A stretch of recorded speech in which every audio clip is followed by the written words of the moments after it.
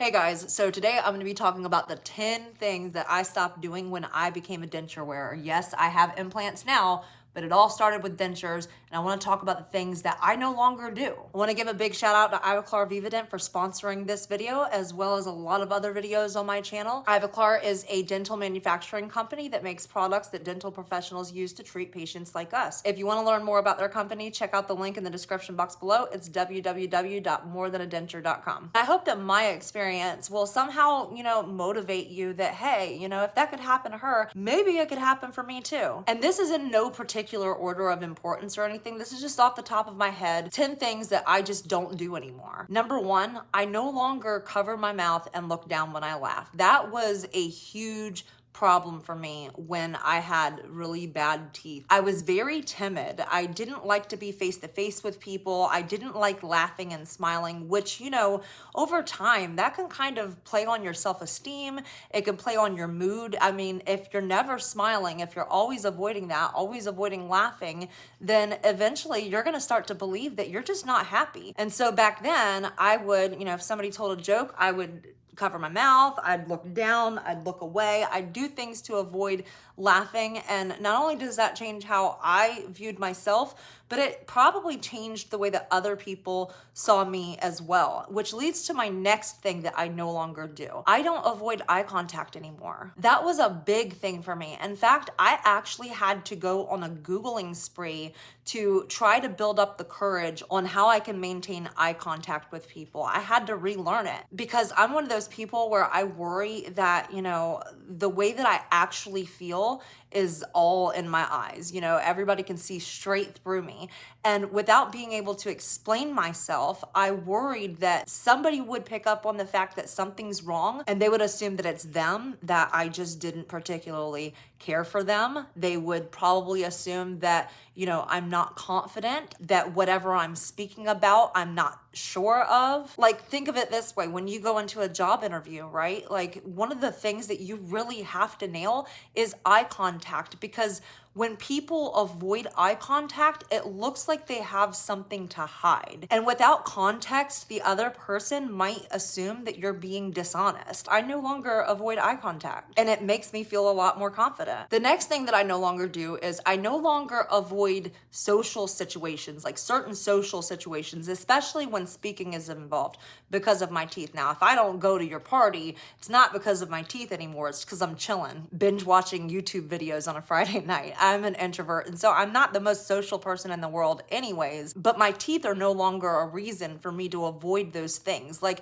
I think back when I was in college, there were so many opportunities for me to stand up in front of class and give a presentation with confidence, because I love learning. I love education.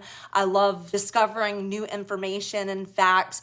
And I actually love to communicate that. And I became like a writer because I never felt like I had a platform to do that face to face with anybody. But I had thoughts, I had opinions, I had things that I wanted to communicate with people. So I started blogging and doing all of that online because I never felt fully confident in my ability to do it face to face. Like, imagine you're at a party and everybody's sitting around a fire pit and they're talking about different theories about the world and philosophy and stuff. And I would have all of these opinions, all of these things that I wanted to say, but I felt like I couldn't because I didn't want to draw attention to myself. And so that's another thing that I no longer do. If I have something to say, I'm going to say it. If I want to go out to this party, I'm not going to worry about if a tooth is going to fall out when I bite into one of their appetizers. The fourth thing that I no longer do is I do not adapt my diet to fit my teeth. When my teeth were really bad, they got to a state where they were very, very brittle. Biting into certain things would cause them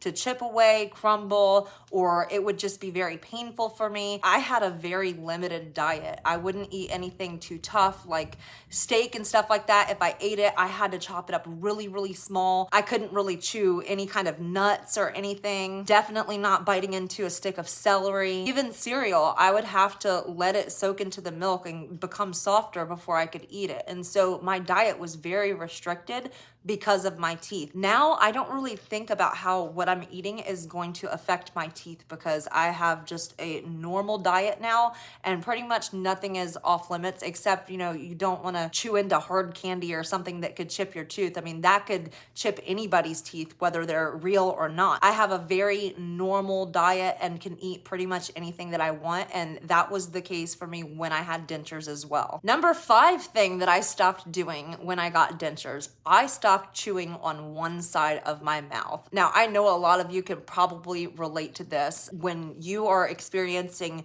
toothaches on one side of your mouth, or when you know that one side has more decay, then you're going to modify how you chew things and eat only on this side or chew only with your front teeth. And after a while, you're going to put so much wear and tear on those teeth that you're going to have problems with that as well. All of our teeth were arranged in a way that we utilize all of them for different things. Like biting into something, we've got sharp front teeth to where we can bite into something. And then we've got the back teeth where we can kind of mash that.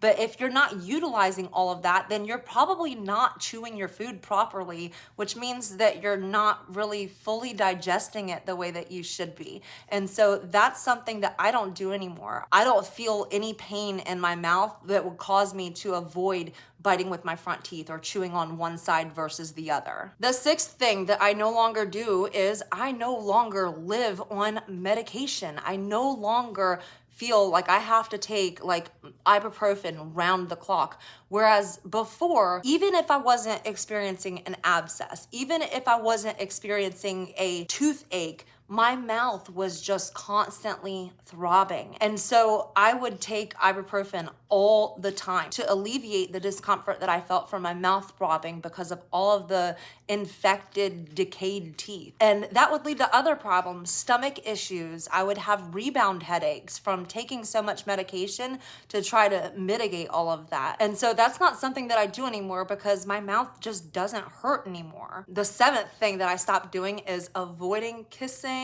and certain intimate situations with my husband. Straight up, a lot of times, if I wanted to be intimate with my husband, I'd have to have a few drinks beforehand to ease my anxiety. And I know that probably sounds crazy. I got my teeth pulled when we were 4 years deep into our relationship. I didn't feel like I could fully, embrace him the way that I wanted to because even in front of him, he's my ride or die, I still felt uncomfortable. And so as a result, our relationship was a little rocky at times back then. I felt insecure because I knew I was engaging in avoidant behaviors that could possibly affect him and how he feels about me. So after I got dentures and everything settled in, there was no more swelling, my gums had healed, I had my first reline, they were fitting good, I started attacking my husband. And that felt so good to be able to really express how I felt about him in a physical way without being embarrassed of my teeth. The 8th thing that I stopped doing is avoiding the dentist. And it seems kind of strange that you would avoid the dentist when you need the dentist the most, right? Like when your teeth are really bad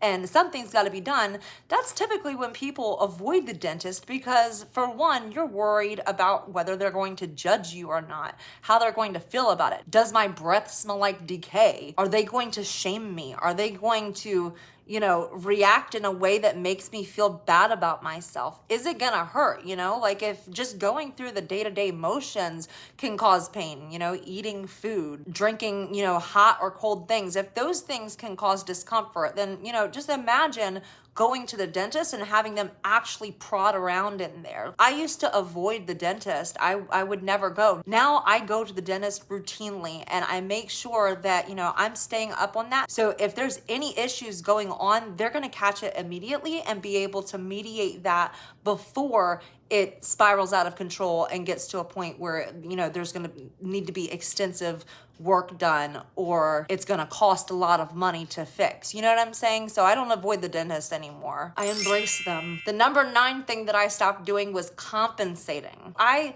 hated my teeth so much and it affected my self-esteem so much that I just felt completely worthless. So I had to find ways to kind of like artificially boost up my confidence. And the number one way that I used to do that was the way that I dressed. Now, I'm not judging anybody. Everybody is free to dress how they want, express themselves how they want, but I was dressing in a way that was like not very modest, like really tight form-fitting clothes and showing cleavage, a lot of halter tops and stuff like that, which there's nothing wrong with any of that. It was my reason for doing it. I wanted to feel pretty. I wanted to feel attractive. I wanted to feel like, you know, guys still found me attractive or that my husband found me attractive. And I knew that if I overdid it in that department, that people would hit on me still. And then I could reject them and act like, you know, oh, I'm just not into that. My self-esteem was really low back then, and that's not the kind of person that I am. That's not my vibe. I don't dress like that. Like, I dress, you know, pretty chill most of the time. And so now if I do decide to wear something, you know, dressy or a little bit extra, it's not because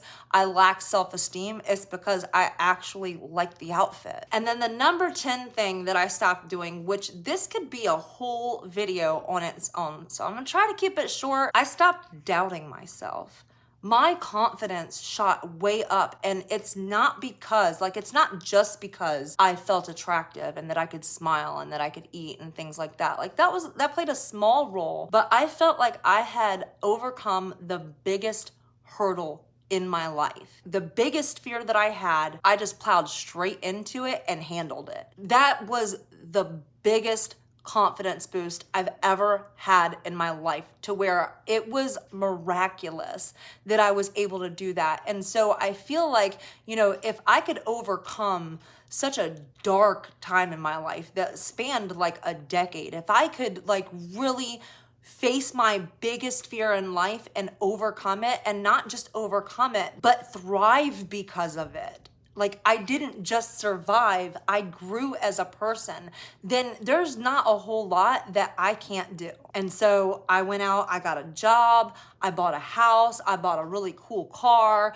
Like, a lot of things came about because I got the confidence to overcome that one thing. Of course, doubt is healthy to an extent, but all of my doubt is now within reason, as opposed to assuming that everything in life is just unfair. I just have to play these cards that I was dealt, and I don't really have much control of the direction of my life. I don't think that way anymore. So I hope that this was helpful for you guys. I hope that it somehow encourages or empowers you. Drop a comment below. Let me know what you're looking forward to. Like, what do you think is gonna come of getting dentures? What are you hoping that's gonna come of getting dentures, as far as how it plays out in your life and the direction that you wanna go in? And if you already have dentures, what are some things that you don't do anymore? Drop a comment below.